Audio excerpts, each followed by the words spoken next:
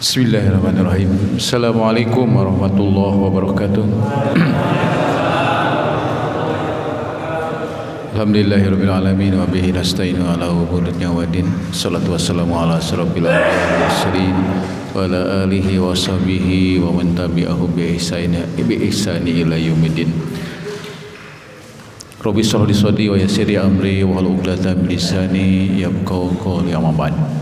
Hadirin jamaah salat maghrib, sekaligus juga jamaah majelis taklim mingguan.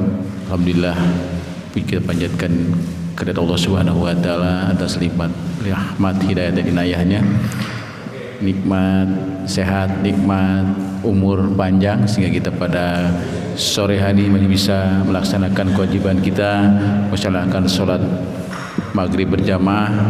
InsyaAllah kita akan juga menghadiri taklim, dan sampai sholat isya nanti kita sama-sama juga ditutup dengan sholat berjamaah. Alhamdulillah, puji syukur kita panjatkan kepada Allah, dan juga salawat dan salam semoga selalu terlimpah dan curah kepada junjungan kita Kanjeng Nabi besar Muhammad sallallahu alaihi wasallam, kepada kerabatnya, para sahabatnya dan umat sampai akhir zaman.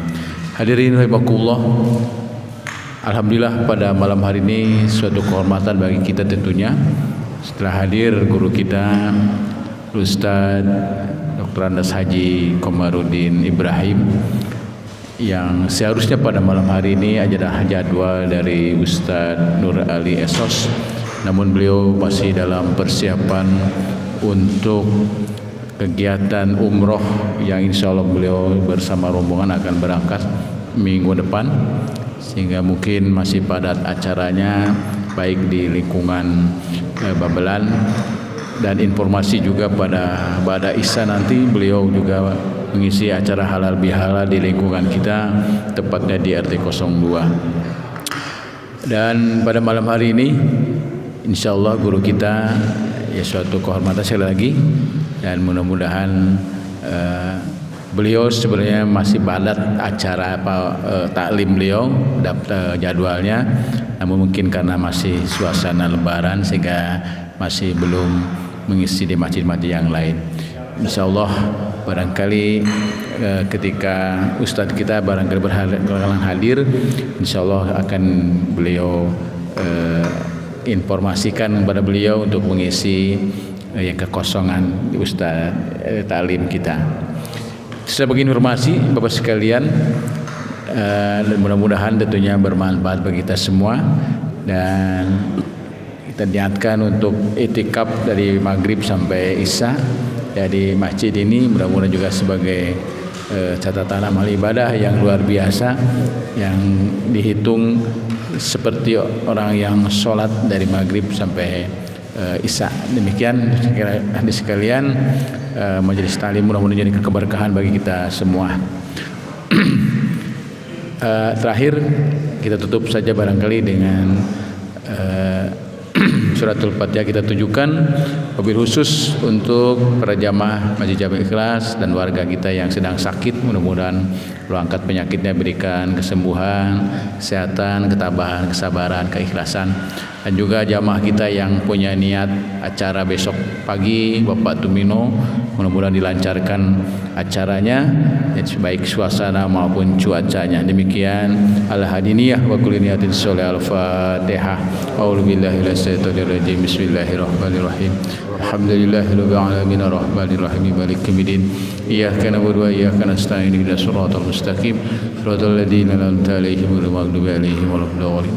Informasi pada malam hari juga padat undangan Bapak sekalian, undangan dari halal bihalal ya dari setiap RT, tapi mungkin hanya beberapa RT saja ya, karena juga setiap RT mengadain halal bihalal.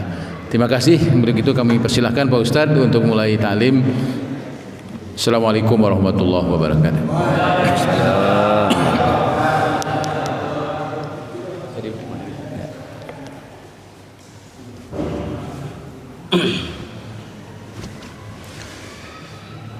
Assalamualaikum warahmatullahi wabarakatuh.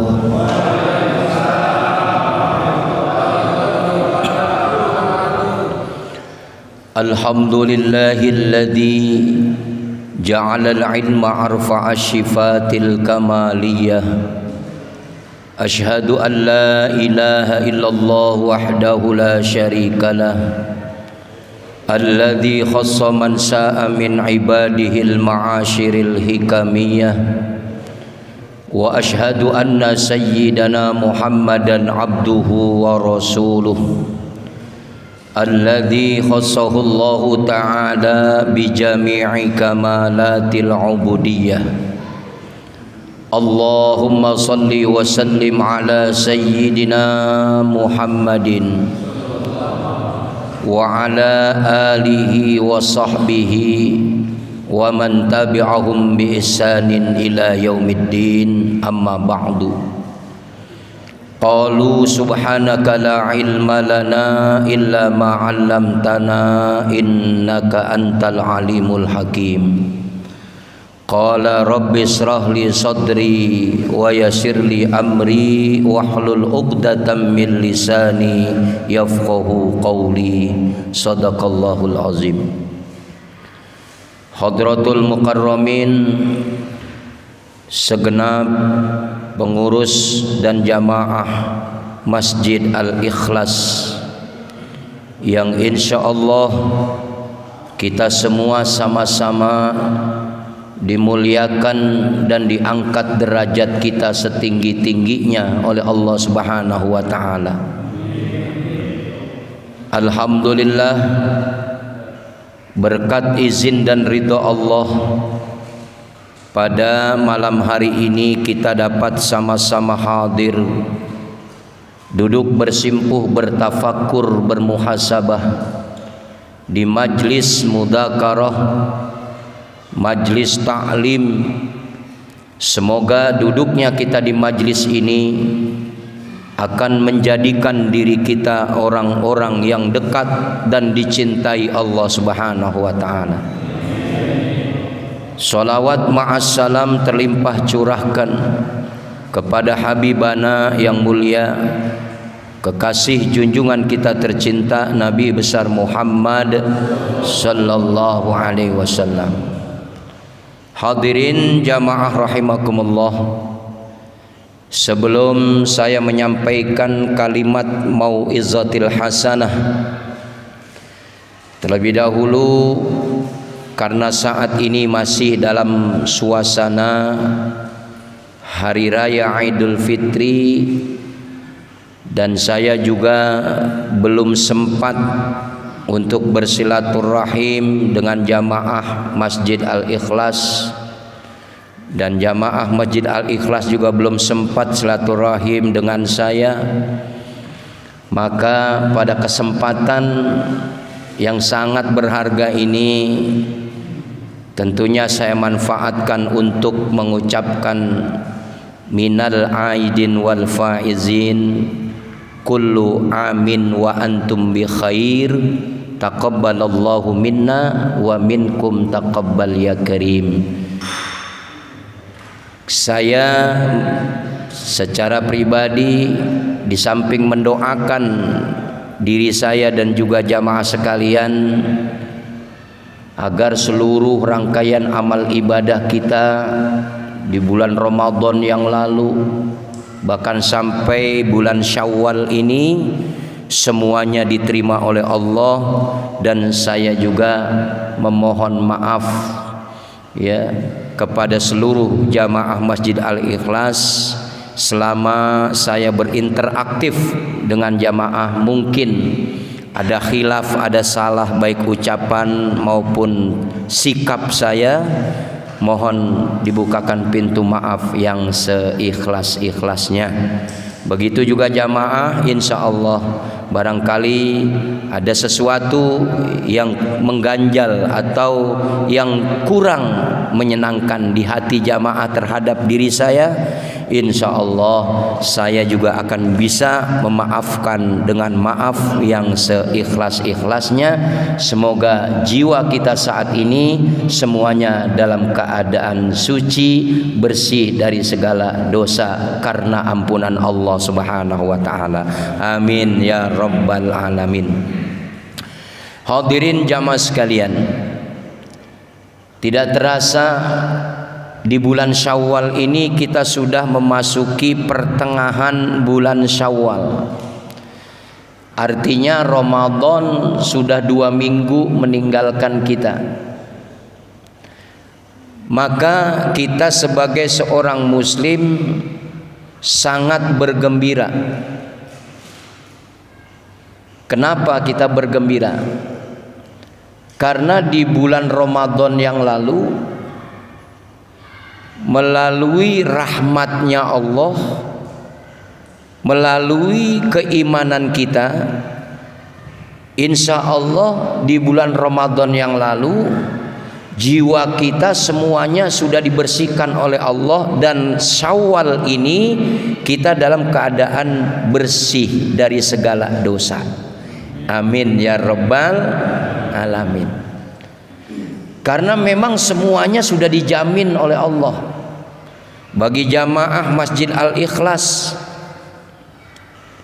yang puasanya didasari iman, qiyamul lailnya didasari iman, tadarus Al-Qur'annya didasari iman, sedekah infaknya didasari dengan iman, semua itu dijamin oleh Allah sebagai penggugur dosa-dosa kita. Makanya kita beruntung saat ini.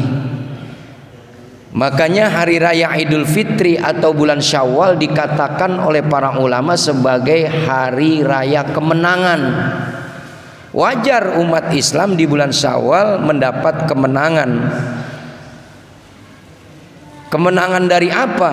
Yaitu dibersihkannya jiwa dan dirinya dari segala macam dosa. Hadirin jamaah sekalian, oleh karena itu di awal pembukaan taklim rutin mingguan Masjid Al-Ikhlas ini, saya hanya ingin mengajak dan mengingatkan kita semua agar bisa menjaga kebersihan diri kita dari segala dosa yang insya Allah sudah dibersihkan di bulan Ramadan yang lalu.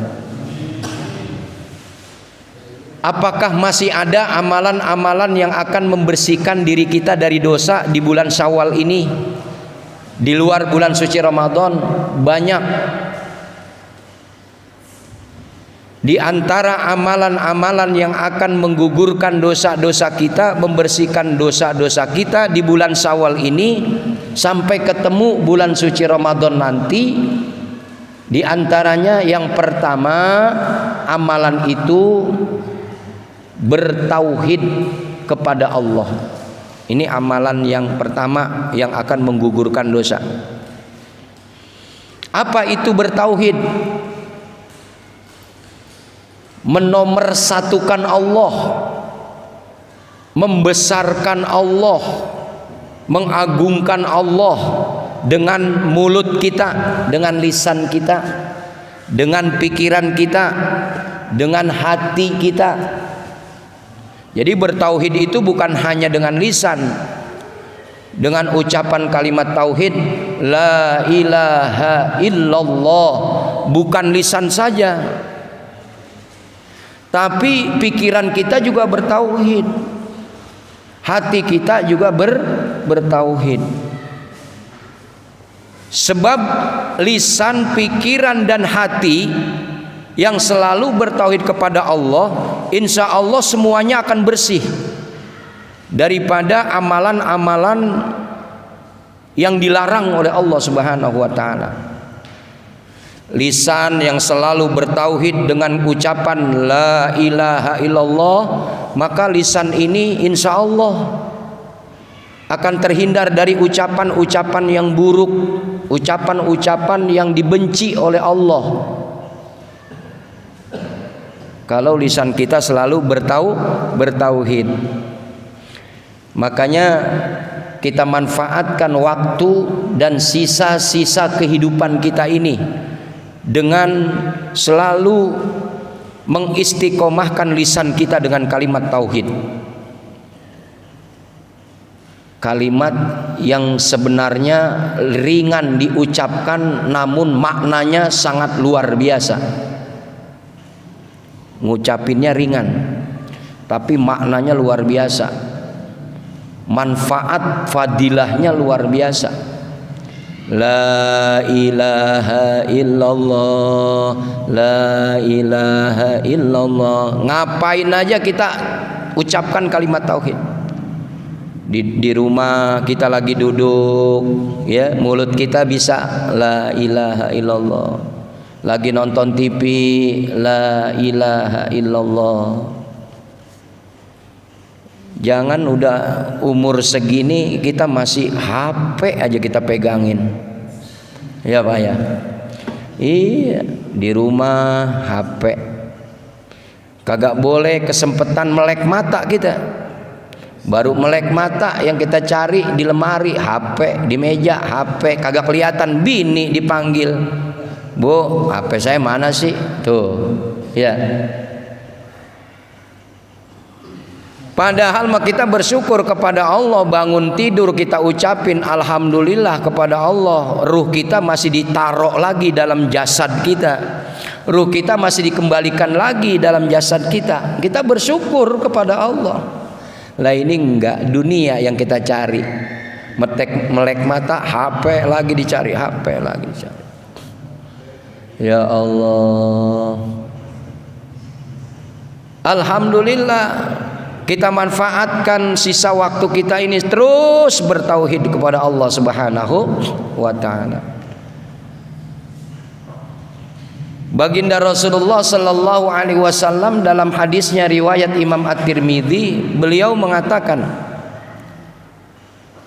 seseorang yang selalu bertauhid kepada Allah, di saat dia datang menghadap Allah di padang mahsyar, dia membawa dosa sebesar bumi, dia membawa dosa seluas bumi dosanya. Karena dia bertauhid kepada Allah, maka dosanya yang seluas bumi akan diampuni oleh Allah Subhanahu wa taala. Tuh. Fadilahnya luar biasa. Dengan tauhid la ilaha illallah. Setiap kalimat la ilaha illallah yang kita ucapkan, maka gugur dosa-dosa kita. Tuh. Tapi kalau omongan-omongan yang lain kan tidak menggugurkan dosa. Omongan-omongan yang lain tidak menggugurkan dosa. Tapi ucapan la ilaha illallah akan menggugurkan dosa. Kalau kita sayang dengan diri kita, gugurin dosa kita dengan ucapan la ilaha illallah. Umat Islam dapat fasilitas enak dari Allah. Cuman ngucapin la ilaha illallah, dosanya gugur. Pengen dosa kita gugur yang banyak, banyakin ucapan la ilaha illallahnya. Setiap saat, setiap acara, jangan lepas dari ucapan la ilaha illallah. Terlebih-lebih di saat kita ba'da sholat. Itu waktu yang sangat baik, yang sangat mustajab, ba'da sholat. Habis sholat kita kan dianjurkan berdoa kepada Allah, minta apa yang kita inginkan. Kalau iman kita masih lemah, minta kuatin. Kalau Islam kita masih lemah, minta kuatin. Kalau amal kita masih sedikit, minta diistiqomahin. Kalau ibadah kita belum sempurna, minta disempurnain. Pokoknya apa saja yang kita minta, habis sholat di waktu yang mustajab, minta. Tapi sebelum kita minta kepada Allah, puji dulu Allah. Puji-puji dulu Allah. Dengan apa memuji Allah? Dimulai dengan istighfar, itu memuji Allah. Dengan Fatihah itu memuji Allah. Dengan surat Al-Ikhlas, Al-Mu'awizatain, ayat kursi, Al-Baqarah, zikir subhanallah walhamdulillah wala ilaha illallah wallahu akbar, tahlil la ilaha illallah, itu memuji Allah. Disempurnakan dengan sholawat kepada Nabi. Setelah itu baru kita minta dah apa aja yang kita butuhkan. Dengan proposal melalui pujian-pujian kepada Allah, sholawat kepada Nabi, insya Allah permintaan kita yang begitu banyak pasti akan dikabulkan oleh Allah Subhanahu wa ta'ala. Itu adab dalam berdoa kepada Allah. Jangan berdoa tahu-tahu nyelonong baik. Ya, minta aja ngejedok langsung minta, ya Allah saya lagi punya urusan, lancarin urusan saya. Ya Allah saya lagi kurang sehat, sehatin badan saya. Langsung aja minta, nggak pakai muji Allah, nggak pakai sholawat kepada Nabi. Itu proposal. Kalau proposalnya bagus, proposalnya sempurna, insya Allah permintaannya cepat dikabul. Coba aja bapak-bapak mengecor jalanan di lingkungan, ngajuin proposalnya kurang, kira-kira cepet apa enggak tuh? Lama. Proposalnya kurang bagus. Tapi kalau proposalnya lengkap, insya Allah cepet tuh pengajuannya. Ya, begitulah doa kita kepada Allah. Ada proposalnya juga, ya. Yang ngajarin siapa? Allah yang ngajarin. Yang ngajarin siapa? Rasulullah. Kalau minta itu harus memuji Allah dulu, harus bersolawat kepada Nabi dulu, baru minta. Itu syaratnya. Insya Allah doa kita sebanyak apapun akan dikabul, seperti Allah menghapuskan sebanyak apapun dosa-dosa kita. Gitu. Yang pertama nih, banyak bertauhid kepada Allah. Dari mulai lisan kita, pikiran kita juga bertauhid kepada Allah. Kenapa pikiran kita juga harus bertauhid kepada Allah? Sebab pikiran yang selalu bertauhid kepada Allah, ingat kepada Allah, maka pikiran itu akan terhindar dari pikiran-pikiran negatif. Karena pikirannya selalu ingat Allah, di pikirannya selalu ada Allah. Dia takut untuk berpikir yang negatif. Tuh. Kemudian hati kita juga selalu bertauhid. Sebab hati yang selalu bertauhid, hatinya akan selalu hadir Allah. Akan selalu hadir asma Allah di dalam hatinya. Hati yang selalu hadir asma Allah, maka hati itu akan terhindar daripada buruk sangka. Ini tauhid. Maka dengan bertauhid, minimal dengan ucapan la ilaha illallah, dosa-dosa kita akan diampuni oleh Allah Subhanahu wa ta'ala. Ini bisa diamalkan di setiap saat, di sepanjang masa. Ringan. Ini duduk ngaji begini aja boleh bertauhid, boleh. Kuping tetap mendengarkan taklim, ya, hati bertauhid, boleh. Ilmu dapat, kemuliaan dapat, dosa gugur di majelis ini nih. Masya Allah. Kan enak Pak, kalau pahala dilipat gandakan oleh Allah. Nih enaknya kita nih umat Islam, pahala dilipat gandakan 1 sampai 10 sampai 700. Tapi kalau dosa enak kita cuman 1, nggak dilipat gandakan. Kita berbuat dosa 1, ya dosanya 1. Coba kalau dosa dilipat gandakan, kagak impas-impas Pak, kagak impas-impas. Sebab apa? Banyakan dosa yang kita kerjain daripada pahala. Betul nggak? Allah adil, makanya Allah dikatakan al-adlu, maha adil. Dia tahu hambanya itu lemah, dia tahu hambanya itu khilaf, Dia tahu hambanya itu tempat berbuat dosa, makanya dosa kagak dilipat gandakan, tapi giliran pahala dilipat gandakan. Kenapa pahala dilipat gandakan? Karena Allah tahu hambanya paling susah ibadah. Tuh, kita nggak mikir ke situ. Untung kita ibadah sedikit bisa nebus dosa yang bertahun-tahun. Dengan puasa kemarin gufirolahuma, ya, gufirolahuma taqaddama min dambi. Qiyamul lail tarawih kita sebulan gufirolahuma taqaddama min dambi. Tadarus kita sebulan gufirolahuma taqaddama min dambi. Akan menghapus dosa-dosa yang lalu cuman sebulan. Bayangkan, kan enak. Tapi dengan pahala yang dilipat gandakan itu jangan kita menganggap remeh. Jangan mengentar-entarkan waktu. Jangan menunda-nunda waktu. Kadang kita dikasih pahala yang berlipat-lipat, kita hitung-hitung.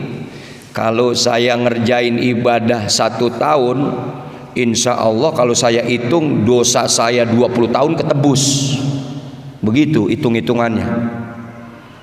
Emang manusia tambeng kadang-kadang, ya, iya. Dia lagi hitung-hitungan ibadahnya 1 tahun bisa nebus dosa 20 tahun. Belum ibadah setahun, mampus mati duluan ya. Akhirnya kagak sempet nebus dosa yang 20 tahun. Makanya jangan sia-siakan waktu yang Allah berikan. Jangan ngitung 1 tahun ke depan. Sekarang aja kita manfaatin. Diumumin di Masjid Al-Ikhlas, Sabtu malam minggu ada taklim, kajian rutin mingguan ba'da maghrib sampai isya. Langsung udah duduk, supaya dapat pahala banyak, dosa kita berguguran. Ini waktu. Entar habis isya belum tentu Allah kasih waktu buat kita. Bener nggak? Sepupu saya Pak kemarin mau lebaran 3 hari, tentara dia, badannya keker, kagak sakit dari rumah. Dia tentara tapi bisa nolong ngobatin orang, ya. Jalan mau ke Jatiwaringin, di perapatan antara Jatiwaringin sama ke Jalan Pahlawan Revolusi yang ke Klender tuh. Itu kan lampu merah tuh. Iya perapatan. Lampu merah berhenti. Udah lampu hijau diklaksonin sama yang belakang kagak jalan-jalan. Enggak taunya innalillahi disetir. Tentara badannya keker baru umur 43. Sepupu saya itu. Kita dengernya merinding, kita dikabarin kaget. Coba. Artinya apa? Jangan pernah kita menganggap hidup ada besok, ada besok, ada besok. Jangan. Makanya ulama mengajarkan dengan bijak, hidup kita ini anggap hari ini terakhir buat kita. Hidup kita hari ini anggap terakhir buat kita. Kenapa? Supaya kita nggak mau ngerjain dosa. Namun sebaliknya kita terus mengerjakan kebaikan, ibadah. Supaya hari ini diri kita bersih dari dosa. Hadirin jamaah sekalian, ayo kita gemar bertauhid. Minimal lisan kita dimanapun kita berada, ya, kita selalu mengucapkan kalimat tauhid, la ilaha illallah. Ringan namun fadilahnya luar biasa. Ini amalan yang pertama.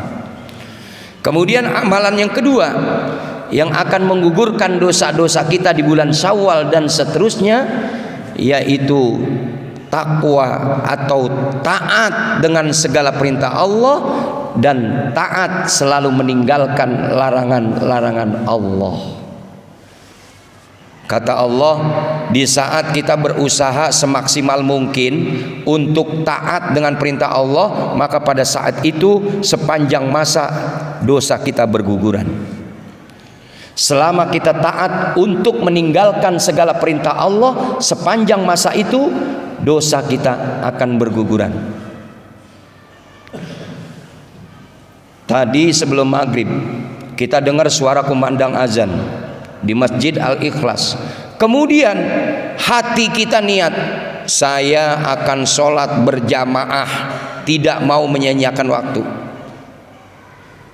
Berarti niat kita untuk taat kepada Allah. Di saat kita niat seperti itu, dosa kita berguguran.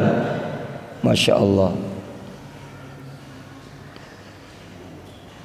Kemudian ada lagi suasana yang lain. Sholat maghrib selesai kita jalankan berjamaah, masuk waktu isya. Di saat waktu isya ada gangguan. Apa gangguannya? Bini kita ngajak jalan, anak cucu kita ngajak jalan, sedangkan sholat isya sudah mau masuk. Nah, pada saat itu kita bisa menyingkirkan gangguan itu. Kata kita, Bu, jalannya ntar aja habis sholat isya. Nah, mainnya ntar aja habis sholat isya. Berarti kita sedang menjauhkan daripada larangan Allah. Apa larangan Allah? Yaitu jalan dengan urusan dunia di saat waktu ibadah. Kan kalau udah masuk waktu ibadah dilarang untuk menjalankan urusan dunia, apalagi yang tidak penting, dilarang. Jadi ibadah dulu.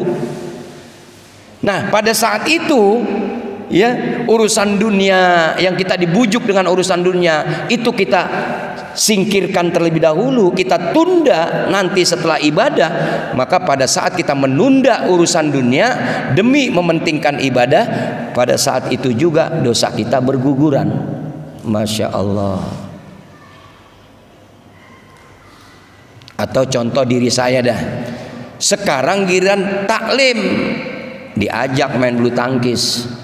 Ustaz, kita main bulu tangkis aja yuk, ntar insya Allah ada ongkosnya. Ntar pulang bulu tangkis saya ongkosin, ongkosnya lebih gede dari taklim gope. Umpama ini contoh, namanya juga lagi contoh. Saya kan dibujuk sama urusan dunia, main bulu tangkis enak, keluar keringat, sehat, dapat duit gope. Taklim kudu mikir, ngomong kagak sembarangan, kudu mikir dulu kalau ngomong orang taklim, kan begitu, nggak boleh sembarangan ngomong. Bayarannya kalah gede sama bulu tangkis umpama. Nah, kalau saya milih bulu tangkis yang bayarannya lebih gede, dosa saya kagak gugur. Tapi saya pengen gugur dosa saya milih taklim, ngarap berkahnya. Walaupun dunianya kecil, tapi berkahnya luar biasa. Dosa berguguran, itu contoh juga. Pokoknya urusan dunia yang akan mengganggu ibadah kita, kemudian urusan dunia itu kita singkirkan, saat itu dosa kita gugur. Masya Allah. Atau lagi nih, sekarang ada SEA Games, pengen taklim, tadi ada pertandingan sepak bola SEA Games, Indonesia lawan Kamboja tuh. Atau poli tadi sore juga, apa ntar malam tuh. Nah, kita demen sama pertandingan SEA Games, kita nonton. Taklim besok aja dah, ada taklim lagi, masih lama taklim, masih banyak.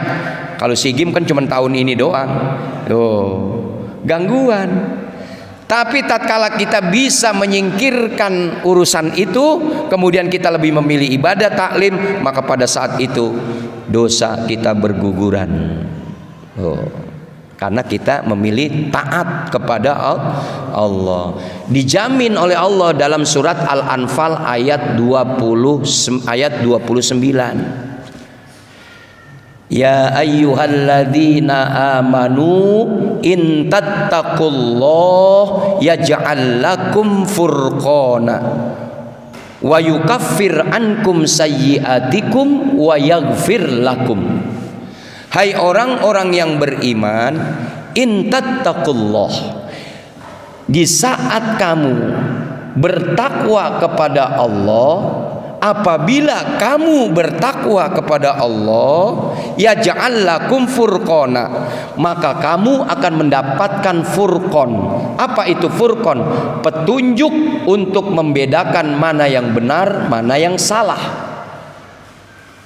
Jadi dalam hidup ini Pak, kalau pengen bisa membedakan mana yang benar, mana yang salah, mana yang hak, mana yang batil, ini perlu bantuan furqon, petunjuknya Allah. Kalau kita nggak dapat petunjuk Allah, kita nggak ngerti mana yang benar, mana yang salah. Kita nggak ngerti. Betul nggak? Kenapa? Karena kalau ngikutin pikiran dan pendapat kita banyak kelirunya. Tapi kalau udah Furqan, udah petunjuk Allah, nggak ada salahnya udah. Ya. Nih, belum tahun 2024 aja sekarang di grup udah pada posting macam-macam. Calon presiden ini itu, bener nggak? Bener nggak? Pendapat saya yang bener calon saya.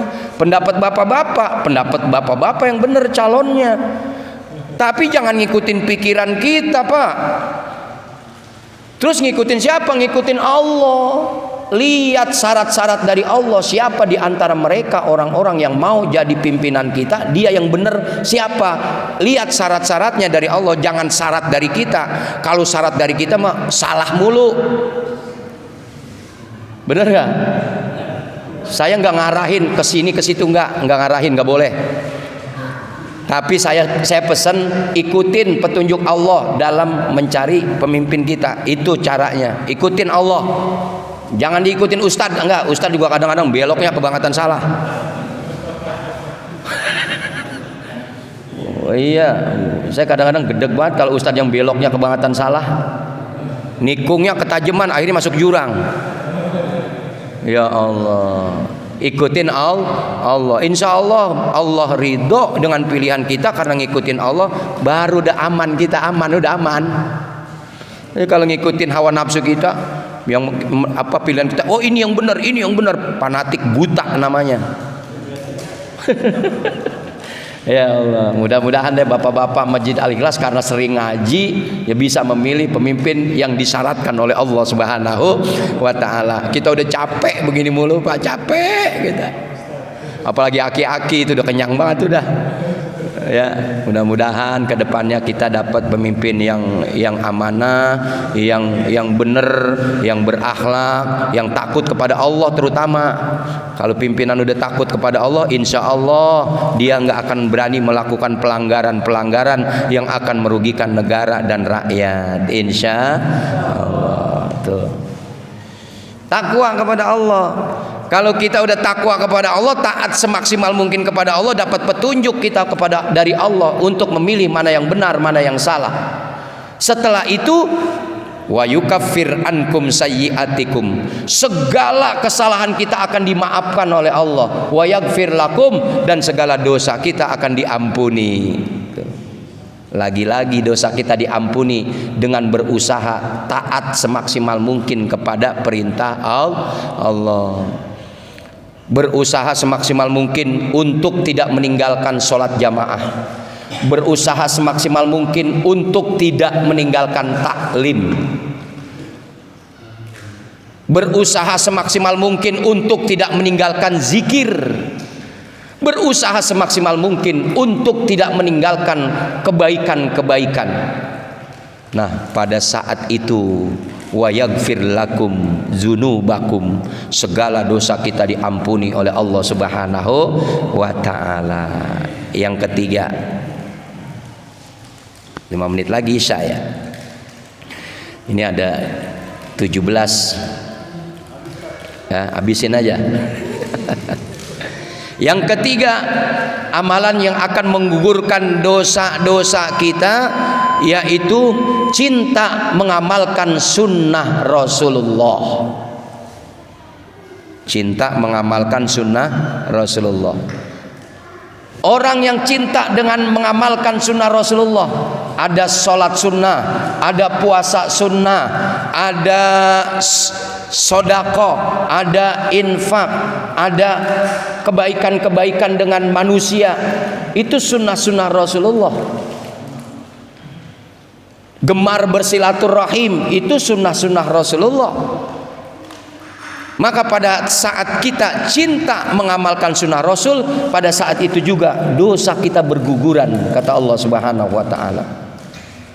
Dijamin oleh Allah dalam surat Ali Imran ayat 31. Qul in kuntum tuhibbunallah. Katakan wahai Muhammad kepada umatmu, jika kalian cinta kepada Allah, fattabi'uni, maka cintalah dulu kepada sunnah Rasul. Kalau kita sudah cinta kepada sunnah Rasul, yuhibbukumullah, baru kita dikatakan cinta kepada Allah. Kalau kita sudah cinta kepada sunnah Rasul, kita masuk dikategorikan orang yang cinta kepada Allah. Wa yaghfir lakum dunubakum, kata Allah akan diampuni segala dosa-dosa kamu. Jadi dengan amalan-amalan sunnah semuanya akan menggugurkan dosa-dosa kita, Pak. Kita sedang sholat sunnah, qobliyah, ba'diyah, dosa kita gugur. Kita sedang berzikir karena mengamalkan sunnah Rasulullah, dosa kita gugur. Kita sodakoh mengikuti ajaran Rasulullah, dosa kita gugur. Kita infak dapat pahala, dosa kita juga gugur. Jadi segala amalan yang disunnahkan oleh Rasulullah, tatkala kita amalkan, disitulah dosa-dosa kita berguguran. Makanya jangan sia-siain. Daripada kita bengang-bengong, ya, mendingan kerjain sunnah Rasulullah. Puasa sunnah menggugurkan dosa-dosa kita, kata Allah Subhanahu wa ta'ala.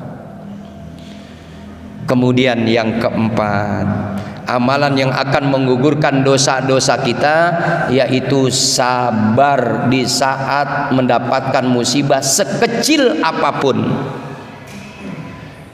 Sehingga kata baginda Rasul dalam hadisnya riwayat Imam Bukhari, siapapun seorang muslim tatkala mendapatkan musibah, mulai dari rasa sakit badannya, kemudian rasa tidak nyaman hatinya, resah gelisah, kemudian terkena duri, tertusuk duri sekecil apapun durinya, kemudian dia dalam keadaan tidurnya tidak bisa nyenyak, tidurnya susah, ya, gelisah, nggak bisa tidur.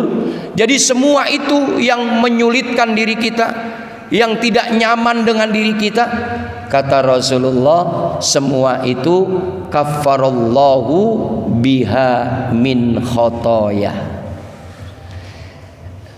akan menjadi penghapus dosa-dosa kita, akan diampuni dosa-dosa kita oleh Allah Subhanahu wa ta'ala dengan sebab segala yang tidak menyenangkan tadi.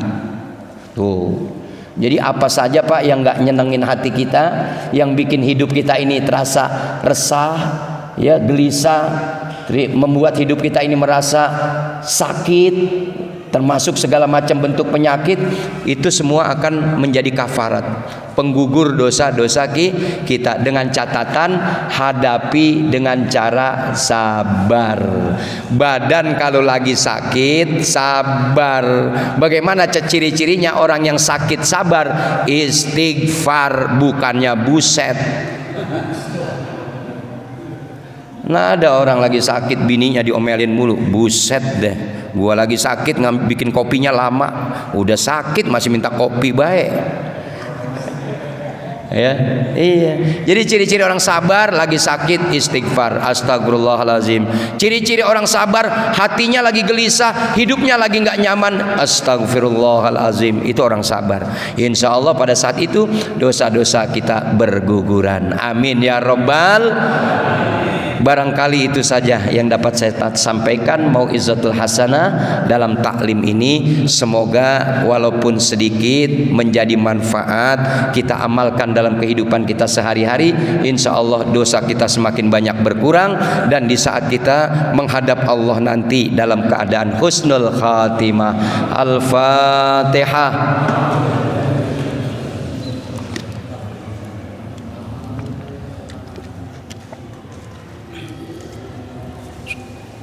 Syaratal ladzina an'amta 'alaihim. Allahumma salli wa sallim ala sayyidina Muhammadin sayyidil awwalin wal akhirin. Bismillahirrahmanirrahim. Alhamdulillahi rabbil alamin. Allahumma aghnina bil ilmi wa zayyina bil hilmi wa akrimna bit taqwa wa jammilna bil afiyah. Allahumma arinal haqqa haqqa warzuqna ittiba'ah wa arinal batila batila warzuqna ijtinabah. Wa sallallahu ala sayyidina khairi khalqihi Muhammadin wa ala alihi wa sahbihi ajma'in. Walhamdulillahi rabbil alamin. Usikum wa nafsi bitaqwallah. Wassalamu alaikum warahmatullahi wabarakatuh.